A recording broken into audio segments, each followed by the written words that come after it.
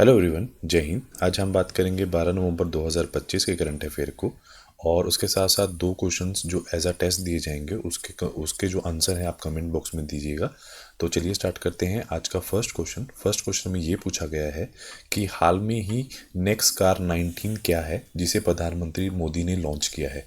तो उसका जो राइट आंसर है ये एक जो कार टी सेल थेरेपी है। अब क्वेश्चन क्या है, CAR C T cell therapy होती क्या है।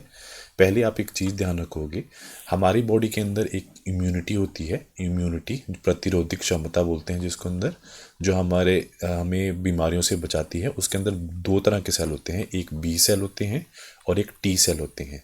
बी सेल एंटीबॉडी बनाते हैं, टी सेल क्या करते हैं, जो भी फॉरेन पार्टिकल हमारी बॉडी के अंदर एंटर करता है उसको ढूंढने में हेल्प करते हैं। तो ये एक तरह का पुलिस का काम करती है टी सेल, और बी सेल क्या करती है, उसको किल करने में हेल्प करती है। ये क्या बनाती है, एंटीबॉडी। ठीक है, उसको किल करने में हेल्प करती है। तो प्रधानमंत्री नरेंद्र मोदी ने भारत की पहली स्वदेशी कार टी सेल थेरेपी जो है नेक्स्ट कार 19 लॉन्च की है। नेक्स्ट कार 19 का विकास जो हुआ है वो कहाँ हुआ है, आईआईटी बॉम्बे की स्पिनिंग ऑफ कंपनी ने इम्यूनो एक्ट ने किया है। यह थेरेपी ये करेगी क्या। अब पॉइंट क्वेश्चन ये है, ये रक्त कैंसर मतलब जो ब्लड कैंसर है जिसको उसको रोकने में हेल्प करेगी। जैसे कि एक्यूट लिम्फेटिक ल्यूकेमिया। ल्यूकेमिया क्या होता है, आप एक चीज़ और याद रखोगे, ल्यूकेमिया होता है डब्ल्यूबीसी। डब्ल्यूबीसी डब्ल्यूबीसी का मतलब कहता है वाइट ब्लड सेल। अगर इनका नंबर बहुत ज़्यादा बढ़ जाए बॉडी के अंदर तो कौन सा कैंसर होता है, उसको बोलते हैं ल्यूकेमिया। ठीक है, ये तो अगर ये एकदम से हो गया है मतलब एक को, तो उसको रोकने के लिए ये जो लॉन्च की गई है उसके लिए उपयोगी है। तो नेक्स्ट कार 19 में रोगी अपने टी सेल को जेनेटिक रूप से संशोधित कर कैंसर से लड़ने योग्य बनाएंगे। मतलब ये टी सेल को जाकर बोलेगी कि तू भाई लड़ इसके लिए कैंसर के अगेंस्ट। और थेरेपी टाटा मेमोरियल जो सेंटर में क्लिनिकल ट्रायल में जो है दौरान सफल रही है। उसके साथ साथ दूसरा क्वेश्चन ये पूछा गया है कि हाल में ही किस राज्य ने मंत्रिमंडल ने बहु विवाह निषेध विधेयक 2025 को मंजूरी दी है। तो उसका जो राइट आंसर है वो असम सरकार ने मंजूरी दी है। अब क्वेश्चन ये है, ये विधेयक है क्या और ये करेगा क्या।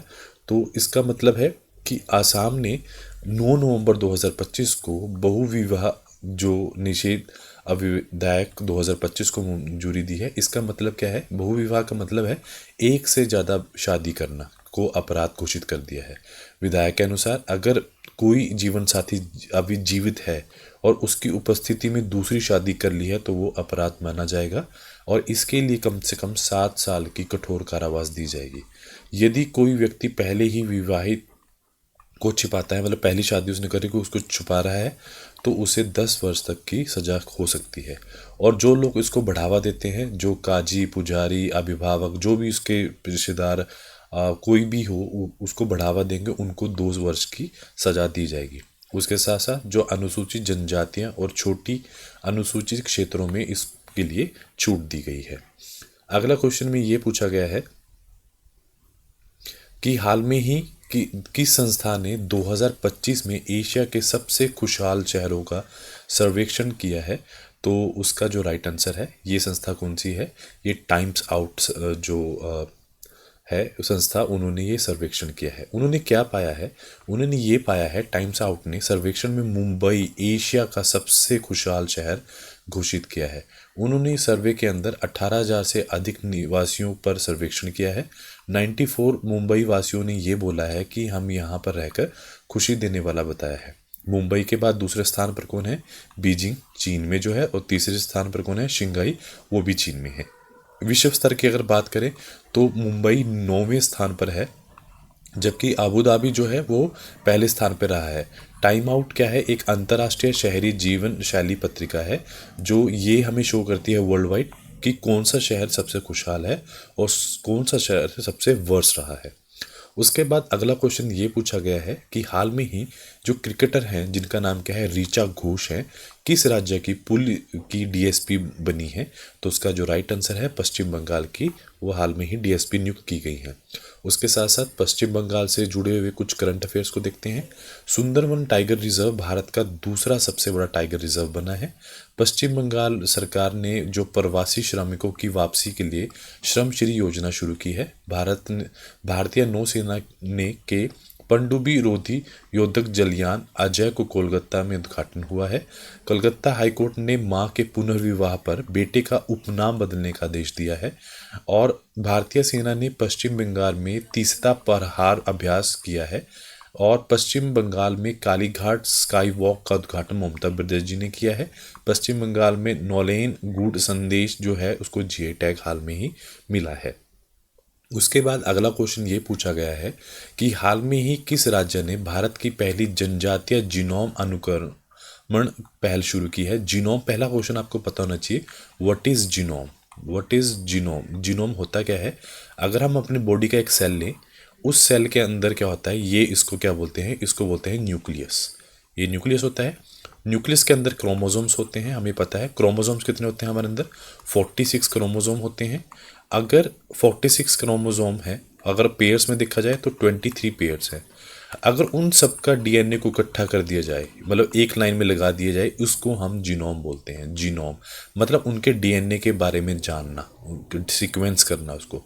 तो ये किस सरकार ने स्टार्ट किया है? ये गुजरात सरकार ने पहला राज्य बना है जिसने ये स्टार्ट किया है। उसके साथ साथ गुजरात से कुछ और फैक्ट्स को देखते हैं। हर्ष सांघवी गुजरात के नए उप मुख्यमंत्री बने हैं। कॉमनवेल्थ गेम 2023 की मेजबानी अहमदाबाद करेगा। भूमि प्रशासन आपदा प्रबंधन पर राष्ट्रीय सम्मेलन गांधीनगर में हुआ है। प्रधानमंत्री सूर्य घर योजना के तहत गुजरात का चौथा सौर गांव घोरोडो बना है। एशिया के सबसे बड़े रेल संचालन कमांड सेंटर का अनावरण अहमदाबाद में किया गया है। भारत के सबसे बड़े आधुनिक खेल परिसर का उद्घाटन अहमदाबाद के नारनपुरा में हुआ है। गुजरात के कच्छ में मोटेनोमोद गांव में जोरासाइट नाम का एक दुर्लभ जो है खनिज पाया गया है। उसके बाद अगला क्वेश्चन ये पूछा गया है, हुरैन रिपोर्ट 2025 के अनुसार दुनिया का तीसरा सबसे बड़ा अरबपति शहर कौन सा बना है? तो वो उसका जो राइट आंसर है वो है मुंबई। तो उसके साथ साथ जो क्वेश्चंस बनते हैं, हुरैन रिसर्च इंस्टीट्यूट 2025 में विश्व अरबपति शहर की रिपोर्ट जारी की गई है। उन्होंने बताया है कि मुंबई और दिल्ली में सबसे ज़्यादा अरबपति शहरों में शामिल हो गए हैं। मुंबई को तीसरा स्थान मिला है जिसके अंदर 92 अरबपति हैं। नई दिल्ली को 57 अरबपति हैं जिनको 9वां स्थान मिला है। न्यूयॉर्क में सबसे ज़्यादा हैं 119 अरबपति जिसको पहला स्थान मिला है। लंदन में 97 अरबपति हैं जिसको दूसरा स्थान मिला है। अगर हम वर्ल्ड वाइड की बात करें तो सबसे ज़्यादा अरबपति कहाँ रहते हैं? न्यूयॉर्क, फिर लंदन में। मुंबई को कौन सा स्थान मिला है? तीसरा।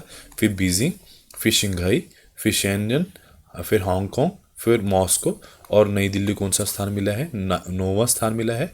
और 10वें स्थान पे कौन है? सैन फ्रांसिस्को है जो 10वें स्थान पर है जिसमें सबसे ज़्यादा अरबपति पाए जाते हैं। उसके बाद अगला क्वेश्चन ये पूछा गया है, मालाबार अभ्यास 2025 का आयोजन कहाँ किया जा रहा है? उसका नाम है गुआम में इसका जो है कंडक्शन इसकी की जा रही है। उसके साथ साथ जो मालाबार अभ्यास से जुड़े हुए कुछ फैक्ट्स को भी देखते हैं कि हाल में मालाबार कौन सी जगह पर पाया जा रहा है। तो मालाबार जो अभ्यास है जो 10 से 18 नवंबर पर आयोजित हो रहा है। इसका आयोजन कहाँ हुआ है? गुआम, उत्तरी प्रशांत में हो रहा है। कौन कौन लोग हैं जो इसमें पार्टिसिपेट कर रहे हैं? भारत, अमेरिका, जापान, ऑस्ट्रेलिया की नौसेना इसमें भाग ले रही है। अगर भारत की बात करें, आईएनएस सह्याद्री जो है वो भारत की ओर से इसमें अभ्यास में शामिल हुआ है। अगर हम क्वाड देश की बात करें, क्वाड का मतलब यहाँ पर है भारत, अमेरिका, जापान और ऑस्ट्रेलिया, इनके बीच समुद्री सहयोग को मजबूत करना। मालाबार की शुरुआत 1992 में हुई है जिसके अंदर भारत और अमेरिका के द्विपक्षीय अभ्यास के रूप में हुई थी। बट 2015 में जापान ने इसमें पार्टिसिपेट कर लिया था जो कि एज अ स्थायी सदस्य, और 2020 में ऑस्ट्रेलिया ने भी इसमें स्थायी जो सदस्य के तौर पे ज्वाइन किया था। उसके बाद क्वेश्चन ये भी आता है कि कौन कौन से 2025 में अभियान हुए हैं। तो उसके देख लेते हैं। वायु समन्वय सेकंड अभ्यास भारतीय सेना में, समुद्री अभ्यास जीमैक्स 25 भारत और जापान में, मैत्री 14 जो संयुक्त सैन्य अभ्यास भारत और थाईलैंड में, अभ्यास कोंकण भारत और ब्रिटेन में, समुद्री शक्ति अभ्यास भारत और इंडोनेशिया में, छठा जस्टलिक अभ्यास 2025 भारत और उज्बेकिस्तान, चौथा टाइगर ट्रम्प 2025 भारत और अमेरिका, 14वां इंद्र 2025 अभ्यास भारत और रूस में, प्रचंड प्रहार अभ्यास 2025 भारत और भारतीय सेनाओं के बीच में, 12वां खंजर अभ्यास भारत और किर्गिस्तान के बीच में हुआ है। अगला क्वेश्चन ये पूछा गया है कि हाल में ही शेखा निसार अल नोवैसी को किस अंतर्राष्ट्रीय संस्था की पहली महिला महासचिव चुना गया है। तो उसका जो राइट आंसर है उसको यूएन टूरिज्म में जो है चुना गया है। तो हाल में क्या हुआ है, जो शेख निसार अल नोवैसी है उनको संयुक्त राष्ट्र पर्यटन की पहली महिला महासचिव चुना गया है। ये यूएई की प्रतिष्ठित पर्यटन नेतृत्व करता है और उनका चयन 123वें यूएन पर्यटन कार्यकारी परिषद सत्र में हुआ है जो कि स्पेन में आयोजित हुआ था। उन्होंने 160 से अधिक सदस्यों देशों को सर्वसम्मति से चुना गया है। अब यूएन टूरिज्म है क्या, इसकी स्थापना 1 नवंबर 1975 में हुई है। मुख्यालय मैड्रिड स्पेन में है। सदस्य 160 हैं। क्या फ़ायदा है इसका, पर्यटन और आर्थिक विकास, समावेशी विकास, पर्यावरणीय स्थिरता और मुख्य स्रोत बनाना इसका काम रहेगा। उसके साथ साथ कुछ और इम्पोर्टेंट जो पूछे गए हैं, कौन कौन से प्रमुख कहाँ के हैं उनको भी एक नज़र डालते हैं। जो यूएन प्रमुख हैं, यूएन वुमेन सीमा सामी बोहस जॉर्डन, जो महानिदेशक हैं यूनेस्को की खालिद अल अनानी मिस्र, महानिदेशक खाद्य व कृषि संगठन क्यू ड्योंग चीन से, महानिदेशक अंतर्राष्ट्रीय श्रम संगठन गिलबर्ट हैम्बो टोगो से, प्रमुख यूनिसेफ कैथरीन रिसेल अमेरिका से, 14 अध्यक्ष विश्व बैंक अजय बंगा और प्रबंध निर्देशक अंतर्राष्ट्रीय मुद्रा कोष IMF क्रिस्टलिन जॉर्जीवा, महानिर्देशक विश्व स्वास्थ्य संगठन टोडोस अधोनोम। उसके बाद महासचिव राष्ट्रमंडल कॉमनवेल्थ शार्ली बचावे घाना से, अध्यक्ष यूरोपीय परिषद एंटोनियो कोस्टा पुर्तगाल, अंतर्राष्ट्रीय यूरोपीय सांसद रॉबर्ट मत्सोला माल्टा से, अध्यक्ष यूरोपीय आयोग उर्सुला वॉन डेर लियोन और अध्यक्ष अफ्रीका संघ जो है फेलिक्स एंटोनी टुक्वेशी कांगो, महासचिव आपके जो हैं हैथम अल गैस कुवैत से, महासचिव नाटो जो है मार्क रूट जो नीदरलैंड से हैं। उसके बाद अगला क्वेश्चन ये पूछा गया है कि 18वां जो अर्बन मोबिलिटी इंडिया सम्मेलन 2025 किस शहर में आयोजित किया गया है। तो उसका जो राइट आंसर है वो गुरुग्राम में आयोजित किया गया है।